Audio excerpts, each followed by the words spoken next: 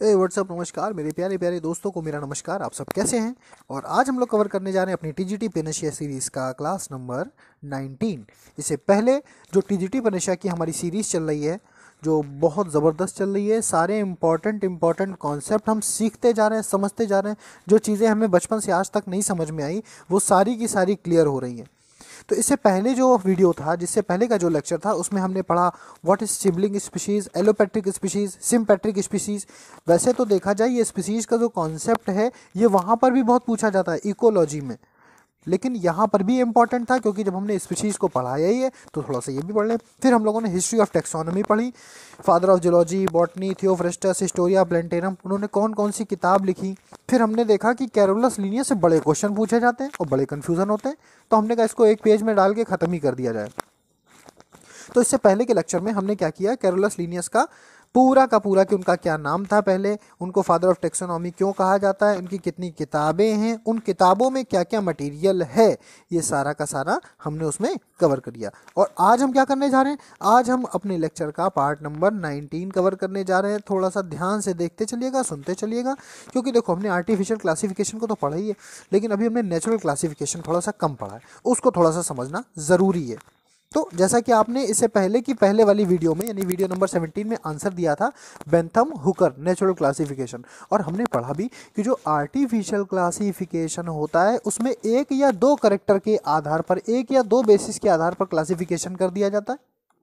बोलो भाई। जबकि जब हम नेचुरल क्लासिफिकेशन को कंसीडर करते हैं तो एक नहीं, दो नहीं, तीन नहीं, पाँच पाँच छः छः ट्रेड्स को कंसीडर किया जाता है। आई बात समझ में? तो हमें बस यही चीज़ें कवर करनी है। तो आज की जो हमारी सीरीज़ है इसमें हम बेंथम हुकर ने क्या किया, नेचुरल क्लासिफिकेशन कैसे बनाया, उसको पढ़ने वाले हैं। तो बस सुनते चलना बेटा ध्यान से। हमने आपसे कहा ना कि मेरे साथ जब आप पढ़ोगे ना तो आप अपनी बॉडी को, अपनी आँखों को, अपने कान को रिलैक्स रखते हुए शांत एक जगह बैठ के हेडफोन लगा के या बिना हेडफोन लगाए, क्योंकि हम इतनी तेज तेज चिल्लाते हैं आपको ऐसे भी सुनाई देगा, बस आप सुन लीजिए ध्यान से।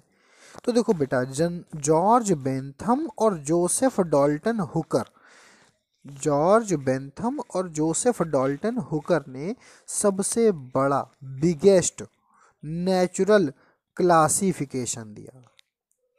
बात समझ में आई? बात समझ में आई कि नहीं? जॉर्ज बेंथम हुकर, यानी कि जॉर्ज बेंथम और हुकर पूरा नाम लेना है तो George Bentham and Joseph Dalton Hooker ने बिगेस्ट नेचुरल क्लासिफिकेशन दिया स्पर्मेटोफाइटा का। आई बात समझ में?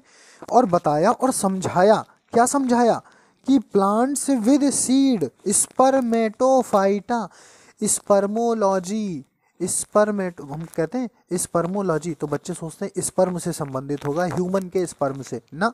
स्पर्म का मतलब होता है seed, study of seed is known as spermology. तो स्पर्मेटोफाइटा, फाइटा माने पौधे, ऐसे पौधे जिनमें बीजा पाया जाता हो, सीड पाया जाता हो, दैट आर कॉल्ड स्पर्मेटोफाइटा। ठीक है ना? आई बात समझ में? George Bentham and Joseph Dalton Hooker gave the biggest and natural classification of Spermatophyta. The Spermatophyta is the plants having seeds. बात समझ में आई? ठीक है, चलो अब देखते हैं। स्पर्मेटोफाइटा को हमने कंसीडर किया तो हमने देखा कि बेंथम और हुकर ने स्पर्मेटोफाइटा को तीन कैटेगरी में, तीन क्लासेस में डिवाइड किया। कितनी कैटेगरी में? तीन कैटेगरी। पहला बनाया डाइकोटिलिडनी, दूसरा दिया जिम्नोस्पर्मी, तीसरा दिया मोनोकोटिलिडनी। फिर से सुनना बेटा, देखो अभी क्या है, अभी केवल और केवल अपनी अपनी सब हाइपोथेसिस दे रहे हैं। क्लासिफिकेशन अभी किसी का फाइनल नहीं माना गया, क्योंकि जो अपना एक क्लासिफिकेशन देता है, नीचे का कोई वैज्ञानिक उसको आके रद्द कर देता है, कहता तुम्हारे में ये चीज़ क्लियर नहीं, तुम्हारे में वो चीज़ क्लियर नहीं, और बाकी सही बात है, कमियां तो होती हैं। तो भैया बेंथम और हुकर ने क्या किया कि स्पर्मेटोफाइटा को तीन क्लासेस में डिवाइड कर दिया और कह दिया कि डाइकोटिलिडनी, जिम्नोस्पर्मी और मोनोकोटिलिडनी, ये तीन क्लासेस हैं। फिर डाइकॉट को आगे जाके फिर एक बेसिस से अलग किया, बोले पॉलीपेटेली जिसमें पेटल्स फ्री रहते हो, गैमेपेटेली इसमें गैमोस यानी कि जो पेटल्स हैं वो जुड़े रहते हो, और मोनोक्लेमाइडी जिसमें कि पेटल्स हो ही ना। आई बात समझ में? स्पर्मेटोफाइटा का, देखो फिर से सुनो, natural classification was given by Bentham and Hooker. ठीक है, किसका दिया था? स्पर्मेटोफाइटा का। स्पर्मेटोफाइटा किसे कहते हैं? प्लांट्स, ऐसे प्लांट जिनमें बीजे होते हैं, सीड्स होते हैं। स्पर्मेटोफाइटा को कितनी कक्षाओं में विभाजित किया? 3 कक्षाओं में। पहली कक्षा डाइकोटिलिडनी, दूसरी जिम्नोस्पर्मी, तीसरी मोनोकोटिलिडी। अब जब उन्होंने डाइकॉट को भी डिवाइड किया 3 क्लासेस में, बनाया पॉलीपेटेली, गैमोपेटेली एंड मोनोक्लेमाइडी। पॉलीपेटेली मतलब बहुत सारे पेटल, गैमोपेटेली मतलब यूनाइटेड पेटल्स, और मोनोक्लेमाइडी मतलब जिसमें पेटल्स हो ही ना। इस आधार पर उसको विभाजित किया। लेकिन कमी कहाँ आ गई मालूम? डिमेरिट माने बेकार क्या हो गया, गड़बड़ कहाँ हो गई? जिम्नोस्पर्म को डाइकॉट और मोनोकॉट के बीच में रख दिया। बस यहाँ गलती हो गई। कहाँ गलती हो गई? जिम्नोस्पर्म को मोनोकॉट और डाइकॉट के बीच में रख दिया। ये अगर कभी क्वेश्चन पूछा जाता है what are the demerits, what are the, नहीं आर में तो बहुत सारे हो जाएंगे, हमको एक ही बताना है। What is the demerit of Bentham and Hooker's classification, तो आप क्या बोलोगे कि जिम्नोस्पर्म को बीच में रख दिया, किसके? डाइकॉट और मोनोकॉट को। तो भैया इनका एक तरह से देखा जाए मामला खराब पड़ गया। खराब पड़ने का मतलब इनकी इंसल्ट हो गई, बोल दिया गया तुम्हारा मज़ेदार नहीं है। अब भैया नए चाचा है, चाचा जी नाम भी बड़ा जबरदस्त है, आइशलर। चाचा जी का क्या नाम था? आइशलर। इन्होंने सबसे पहला फाइलोजेनेटिक क्लासिफिकेशन दिया। First phylogenetic classification was given by Bentham Hooker, Eichler, Engler and Prantl, Oswald और टिपो। आंसर लगाएंगे क्या? आइशलर। ये छोटे छोटे क्वेश्चन है, और ये गलत करके आते हो ना तो समझ लो बेटा, तुम समझ लो कि तुम्हारी रैंक 500 600 नीचे खिसकती है।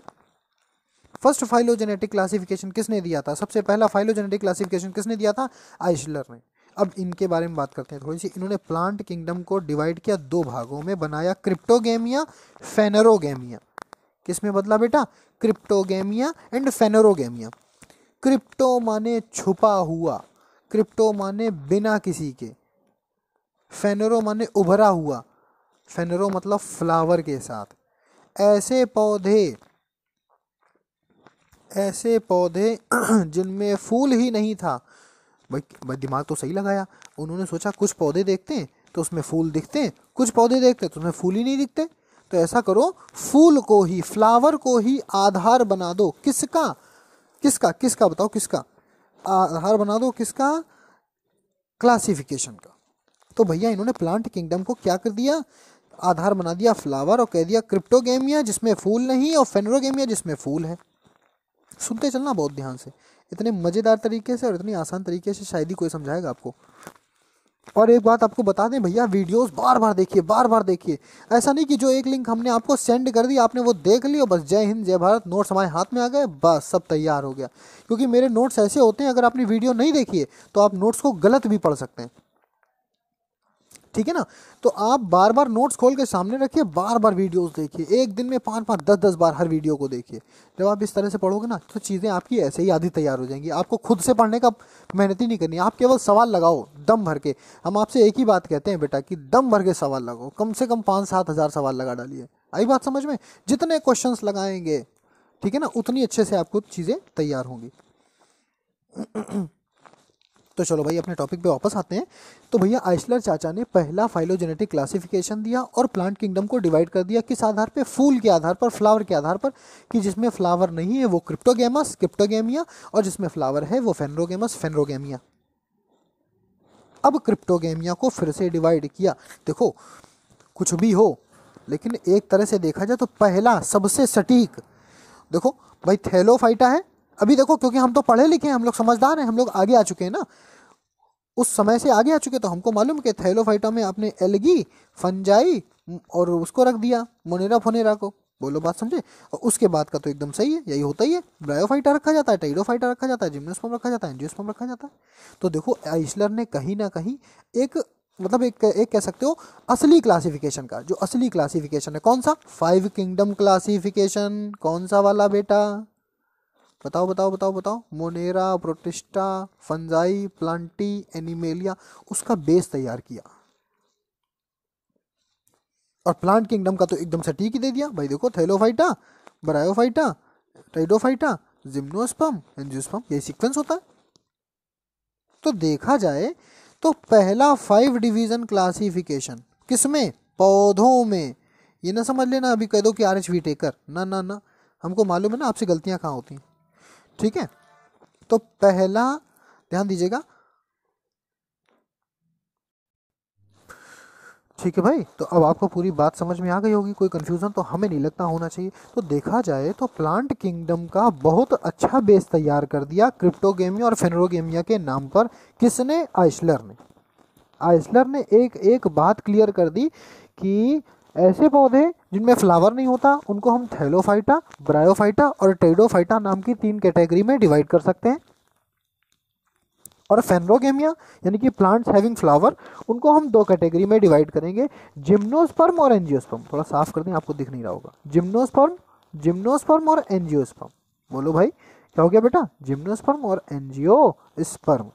लेकिन जिम्नोस्पर्म में भी कई ऐसे पौधे हैं जिसमें फ्लावर नहीं है। बोलो भाई, भाई मेल कौन फीमेल कौन दुनिया भर का वो सब चीजें निकलती, लेकिन फ्लावर्स तो नहीं आते। तो अब क्या किया जाए? तो कह दिया फ्लावर नहीं, फ्लावर लाइक स्ट्रक्चर। क्या कहा भैया? फ्लावर नहीं, फ्लावर लाइक स्ट्रक्चर। आई बात समझ में? हमें नहीं लगता कोई कंफ्यूजन होना चाहिए, आपको सब क्लियर होना चाहिए एकदम। Gymnosperm, angiosperm, flower like structure. अब फ्लावर लाइक स्ट्रक्चर मतलब क्या हो गया कि फूल बनने की शुरुआत। इन तीनों में तो है ही नहीं, फ्लावर है ही नहीं। थैलोफाइटा मतलब आपका ब्लू ग्रीन एल्गी वगैरह, एल्गी हो गया, इनमें सब में तो कुछ है नहीं। ब्रायोफाइटा में भी नहीं है, ब्रायोफाइटा में फ्लावर की हैबिट ही नहीं है। टेडोफाइटा में फ्लावर की हैबिट ही नहीं। स्टार्टिंग भगवान ने जिम्नोस्पर्म से की, फ्लावर हैबिट स्टार्ट की and flower like structure start किए। फाइनली भगवान ने एंजियोस्पर्म में आके फ्लावर्स दिए। चलो अब एक बार रिवीजन कर लेते हैं पहले। अच्छा हाँ, नीचे की एक लाइन और पढ़ लेते हैं। In this way Eichler divide classified 5 plant kingdom into 5 division. कितने डिवीजन दिए कुल मिलाकर? 5। पहले 2 भागों में विभाजित किया, क्रिप्टोगेमिया, फेनरोगेमिया, और फाइनली कितने निकाले? 5। और ये बेस बना प्लांट किंगडम के डिवीजन का। बोलो भाई ये बेस है कि नहीं है? Thallophyta, bryophyta, Pteridophyta, gymnosperm, angiosperm. अब एक बार रिवीजन कर लेते हैं हम लोग अच्छे से। आज हम लोग अपनी टीजीटी पनेशिया सीरीज की क्लास नंबर 19 पढ़ रहे थे। हमने पढ़ा जॉर्ज बेंथम एंड हुकर ने एक क्लासिफिकेशन दिया था जो कि नेचुरल क्लासिफिकेशन था और बिगेस्ट था, सबसे बड़ा था। किसका किया था? स्पर्मेटोफाइट का, यानी कि ऐसे पौधे जिनमें बीजे बनते हैं। उसको 3 भागों में विभाजित किया, एक बनाया डाइकोटिलिडनी, एक बनाया जिम्नोस्पर्मी, एक बनाया मोनोकोटिलिडनी। हमने कहा ठीक है। तो डाइकॉट को आगे जाके इन्होंने पॉलीपेटेली, गैमोपेटेली और मोनोक्लेमाइडी के नाम से डिवाइड किया। अब इन्होंने कर तो दिया, सब कुछ सही चल रहा था, लेकिन एक गलती ये हो गई कि एक इन्होंने जिम्नोस्पर्म को बीच में रख दिया डाइकॉट और मोनोकॉट के। देखा जाए तो ईमानदारी से ये एंजियोस्पर्म है, ये भी एंजियोस्पर्म है, और बीच में इन्होंने जिम्नोस्पर्म लगा दिया, तो ये इनकी कमी हो गई। तो देखो लिखा जाता है what are the demerits, what is the demerit of George Bentham and Hooker's classification. तो आप कह सकते हो या आप ऑप्शन में ढूंढ सकते हो, gymnosperms are placed in between dicot and monocot and this is the main demerit of Bentham Hooker's classification. फिर हमने आगे पढ़ा आइसलर के बारे में। आइसलर ने क्या किया?